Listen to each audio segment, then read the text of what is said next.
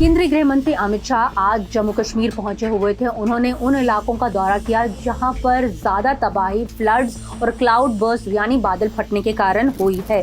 केंद्रीय गृह मंत्री ने उसके बाद एक हाई लेवल मीटिंग भी की। इस पे जो मुख्य तौर पर जो जोर दिया गया था केंद्रीय गृह मंत्री द्वारा कि किस तरह से इमीडिएट यानी तुरंत जो रिलीफ है इन लोगों तक पहुंचाया जाए, उसके बारे में चर्चा की गई और इन्हें किस तरह से जो ये जितने भी विस्थापित लोग हैं इन्हें दोबारा से किस तरह से सेटल किया जाए। और तीसरा मुख्य बिंदु जो केंद्रीय गृह मंत्री की मीटिंग में फोकस था वो ये था कि हमेशा ऐसा क्यों होता है कि एक ही इलाके में ज्यादा जो है तबाही देखी जाती है। उनका इशारा जो था वो तवी जो पुल है उसके ऊपर था, क्योंकि ये देखा गया है पिछले कुछ सालों में एक ही जगह पर तवी ब्रिज जो है उसको वहां पर डैमेजेस हुए हैं। इससे पहले ये भी जानकारी मिल रही है कि केंद्रीय गृह मंत्री जो हैं खुद तवी ब्रिज पहुंचे थे बिक्रम चौक में। उन्होंने उस इलाके का मुआयना किया, फिर वो शिवा टेम्पल जहां पर ज्यादा तबाही हुई है उसका मुआयना किया और वो फिर कुछ गांव भी गए जहां पर लोगों को ज्यादा नुकसान हुआ है। उनमें एक मांगचुक विलेज जो है वो भी एक विलेज यानी एक गांव जो है शामिल है। माना जा रहा है कि वहां पर केंद्रीय गृह मंत्री ने उन लोगों से मुलाकात की जिनके घर जो हैं वो बह गए हैं और काफी जो उन्हें नुकसान हुआ है।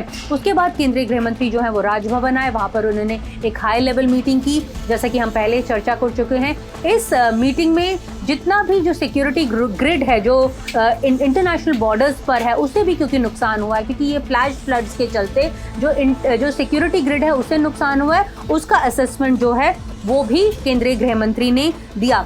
दरअसल जो जानकारी मिल रही है उसके कारण जो इतनी भारी बारिश हो रही है जिसके कारण फ्लड्स आ रहे हैं, बादल फट रहे हैं, उसके कारण न सिर्फ जम्मू, सांबा, कठुआ, पठानकोट और गुरदासपुर में इंफ्रास्ट्रक्चर को काफी नुकसान हुआ है। ऐसी रिपोर्ट जो हैं वो दिल्ली तक पहुंच रही हैं। यही नहीं, जो डेटा कोलेट किया जा रहा है केंद्र द्वारा उसके मुताबिक जो हमारी सिक्योरिटी फोर्सेज हैं वो अभी तक 1000 से ज्यादा जो लोग हैं विस्थापित उन्हें बचा चुकी है, जिनमें बच्चे, महिलाएं और पैरामिलिट्री फोर्सेस के जवान भी शामिल हैं। आर्मी जो है वो लगातार हेल्प कर रही है लोगों की। आइए सुनते हैं कि कर्नल इकबाल सिंह अरोड़ा जो कि वेस्टर्न कमांड के हेड है वो क्या कह रहे हैं इस मसले के ऊपर। Indian army has launched extensive flood relief and rescue operations in Jammu, Punjab and Himachal Pradesh, demonstrating swift response, meticulous preparedness and seamless coordination with civil agencies.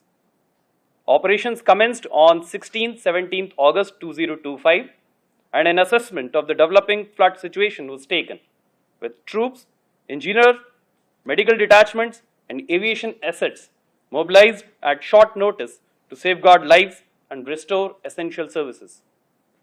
Flood relief columns were fully prepared, trained and equipped to undertake HADR missions, and on receiving requisitions from the civil administrations, these columns were swiftly deployed across affected areas.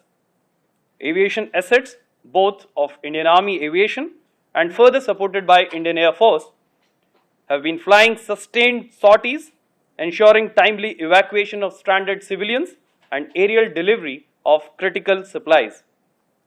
A flood control and water level monitoring cell has been established at each headquarters, functioning round the clock to monitor the water levels across major headworks, including Bakranangal Dam, Ranjit Sagar Dam, and all other critical points. Operations are being conducted in close coordination with the civil administrations, NDRF, and SDRF. This integrated approach ensured optimal use of resources and timely assistance to affected populations, reflecting the nation's resilience and unity during crisis. This proactive measure has enabled timely deployment and response to emerging threats. A total of 47 columns have been mobilized, comprising personnel from engineers, medical detachments, and communication teams, also in addition to the main rescue teams. 20 aircrafts, including advanced light helicopters, reconnaissance and observation helicopters, Mi-17s, and a Chinook are engaged in round-the-clock missions and have flown over 250 hours so far. More than 5,000 civilians and 300 paramilitary forces personnel have been rescued from inundated areas. Approximately 21 tons of relief material, including food packets, medicines, and essential commodities have been delivered on ground and through aerial drops to all the cut-off locations.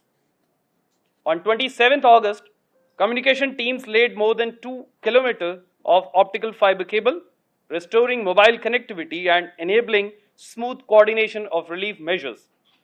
Subsequently, Army engineers on 29th of August successfully constructed a Bailey Bridge at Jammu Tawi within 12 hours, restoring a vital lifeline for the city. इस बीच केंद्रीय गृह मंत्री को ये भी बताया गया कि जो क्रिटिकल कम्युनिकेशन लिंक्स थे जम्मू और श्रीनगर के बीच में वो इस्टेब्लिश कर दिए गए हैं। हालांकि ये एक बहुत बड़ा काम था क्योंकि इसके लिए दोबारा से अल्टरनेटिव ऑप्टिकल फाइबर्स केबल्स जो हैं वो बिछाई जानी थी, लेकिन क्योंकि दिन रात वहाँ के जो अफसर हैं और जो लोग हैं जो वहाँ के कर्मी हैं वो लगे रहे, अफसर लगे रहे, जिसके चलते ये जो एक काम था वो संभव हुआ। यही नहीं, उन्हें ये भी बताया गया कि जो लोगों को नुकसान हुआ है उन्हें मेडिकल एड, साथ में खाना और रिलीफ मटेरियल जो हैं वो पहुंचाए गए हैं। इस बीच केंद्रीय गृह मंत्रालय ने एक और इंटर मिनिस्ट्रियल सेंट्रल टीम का जो है वो गठन किया है। ये जो टीम्स हैं ये हिमाचल प्रदेश, उत्तराखंड, पंजाब और जम्मू कश्मीर जाएंगी और वहाँ पर ये उन सभी चीज़ों का मुआयना करेंगी और असेसमेंट करेंगी कि कितना नुकसान हुआ है, और इन्हीं की असेसमेंट के आधार पर जो केंद्र सरकार है वो पैसा रिलीज करेगी, जिससे रिलीफ और रिहैबिलिटेशन का काम जो है वो आगे चल पाएगा। नई दिल्ली से नीता शर्मा, जनसत्ता के लिए।